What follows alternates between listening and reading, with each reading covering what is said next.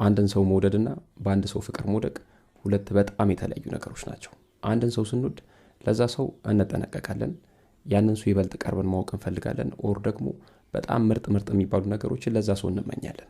አንድን ሰው ስናፈቅር ግን ከዛ ሰው ውጪ ከዛ ሰው በቀር የሚታየን ነገር የለም። ቀንም ማታ የምናለመው የምናስበው ስለዛ ሰው ነው።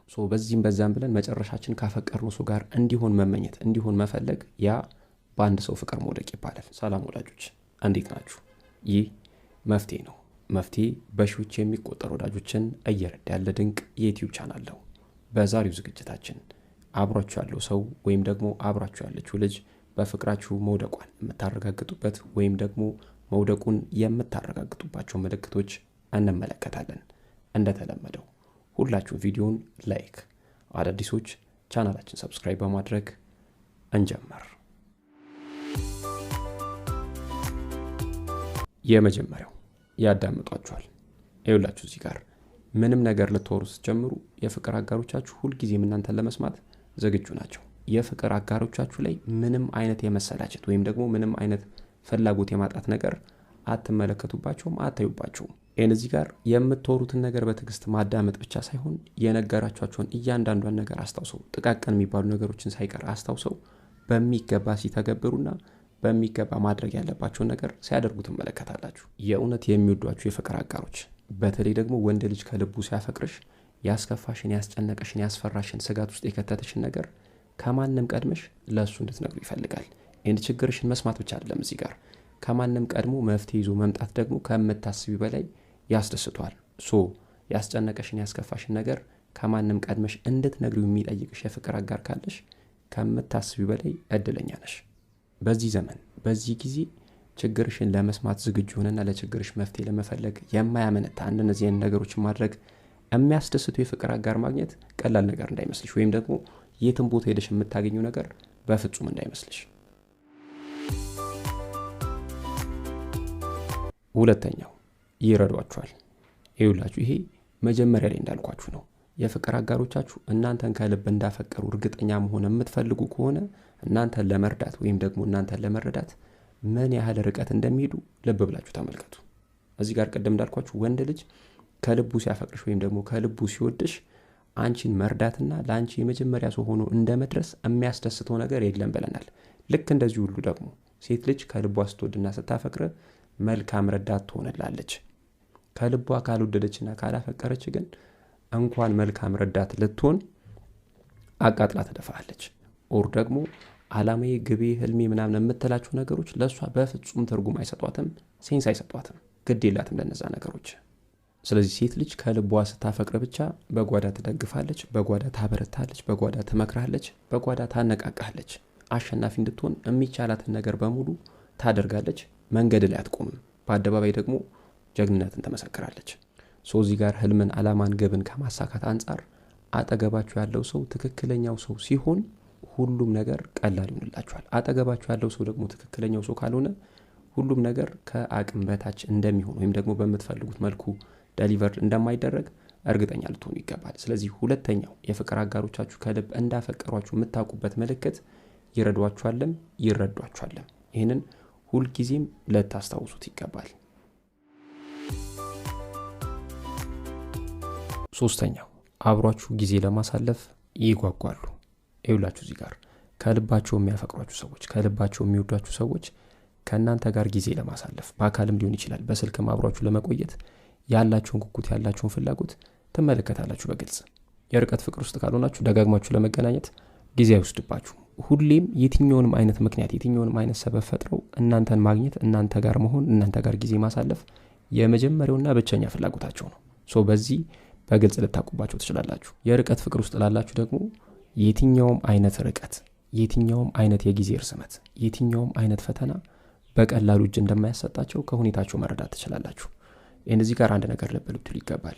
የፍቅር ህይወት ውስጥ የፍቅር ግንኙነት ውስጥ አብሮ ጊዜ ማሳለፍ በጣም ምርጥ ነገር ነው፣ በጣም አስፈላጊ ነገር ነው፣ በጣም ተገቢ ነገር ነው። ነገር ግን ደግሞ ልክ አብራችሁ ጊዜ ማሳለፍ እንዳለባችሁ ሁሉ ከፍቅር አጋሮቻችሁ ጋር የምትሰጣጡት የየብቻ ጊዜ ሊኖራችሁ ይገባል። የፍቅርነት ውስጥ የአብሮ ማሳለፍ በጣም ጠቃሚ የሆነውን ያህል ለየብቻ የምታገኙትም ወይም ደግሞ ለየብቻ የምታሳልፉትም ጊዜ በጣም አስፈላጊ ነገር ነው። ስትገናኙ እንድትነፋፈቁ፣ ስትገናኙ አስደሳች ጊዜ እንድታሳልፉ የምትፈልጉ ከሆነ ሁልጊዜም አብራችሁ መሆን አይጠበቅባችሁም።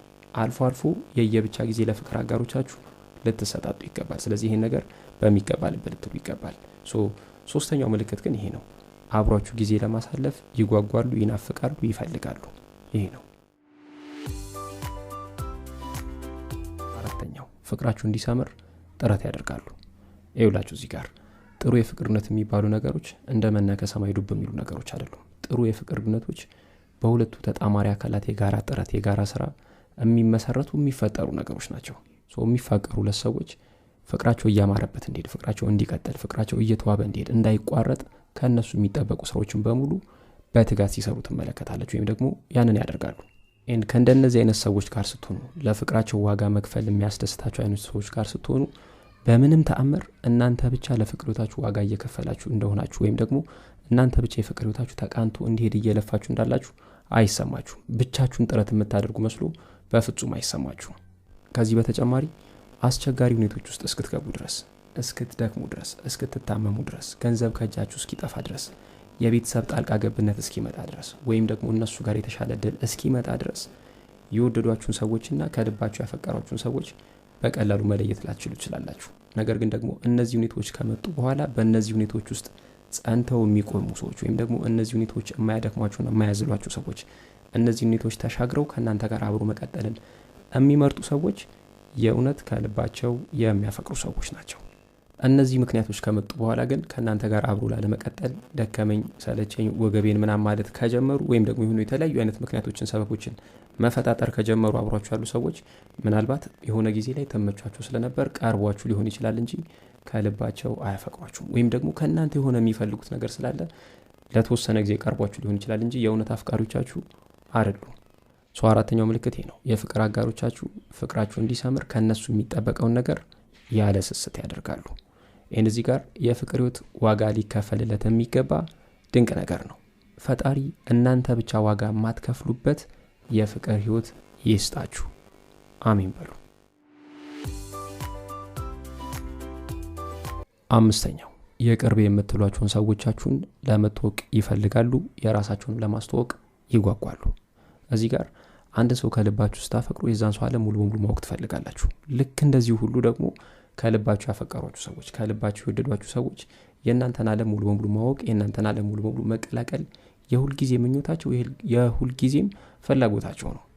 አጠገባችሁ አሁን ያለው ሰው የፍቅር አጋር ይሁኔን ብላችሁ የቀረባችሁት ሰው ወይም ደግሞ አጠገባችሁ ያለችው የፍቅር አጋር ትሁኔን ብላችሁ የቀረባችኋት ልጅ የሁልጊዜ ምኞትና ፍላጎት የእናንተን ቤተሰብ መተዋወቅና የራሷንም ቤተሰብ ማስተዋወቅ፣ የራሱንም ቤተሰብ ማስተዋወቅ ከሆነ ይሄ ከልባቸው እንዳፈቀሯችሁና ግንኙነታችሁ ስር እንዲሰድ የመፈለጋቸው ሌላ ማሳያ ነው። ስድስተኛው ያለፉ ታሪኮቻችሁን በጸጋ ይቀበላሉ፣ ስለ ወደፊት ደግሞ ያቅዳሉ። ይሄ መጨረሻው ፖይንት ነው። ይኸውላችሁ እዚህ ጋር የእውነት የሚያፈቅሯችሁ ሰዎች፣ ከልባችሁ የወደዷችሁ ሰዎች ያለፉ ታሪኮቻችሁን፣ ያለፉ ነገሮቻችሁን ተንተርሰው አይፈርዱባችሁም፣ አይገምቷችሁም፣ አይጠሏችሁም።